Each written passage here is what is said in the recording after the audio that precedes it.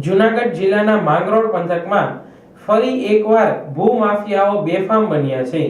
ગેરકાયદેસર પથ્થરની ખાણો ધમધમતી હોવાના ગંભીર આક્ષેપો સામે આવ્યા છે. દિવાસા, સાંગાવાડા, કુકસવાડા સહિતના વિસ્તારોમાં અનેક ખાણો નિયમોનો ભંગ કરીને ચલાવવામાં આવી રહી હોવાની ચર્ચા ઉઠી છે. સ્થાનિકો દ્વારા ઉચ્ચ કક્ષાએથી ઊંડાણપૂર્વક તપાસની માંગ કરવામાં આવી છે. લોકોનો આક્ષેપ છે કે તંત્ર પાસે જાણ હોવા છતાં પણ હજુ સુધી કોઈ નક્કર કાર્યવાહી કરવામાં આવી નથી. ખેતી અને પર્યાવરણ પર અસર થઈ રહી છે.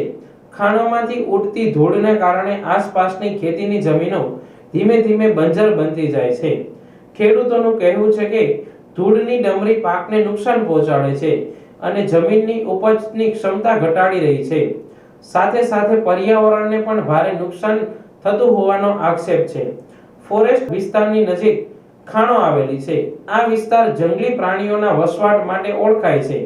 નિયમ મુજબ ફોરેસ્ટ વિસ્તારથી ખાણો નક્કી કરેલી સુરક્ષિત દૂરી હોવી જોઈએ.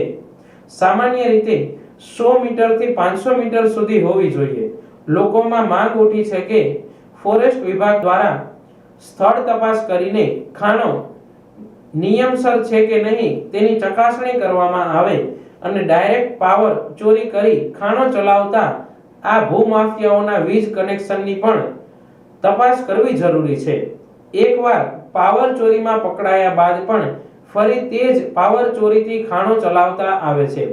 ખાણોમાં આપવામાં આવેલા વીજ કનેક્શન કાયદેસર છે કે બિનકાયદેસર છે તેની પણ સત્તાવાર તપાસ થવી જોઈએ તેવી માંગ ઉઠી છે.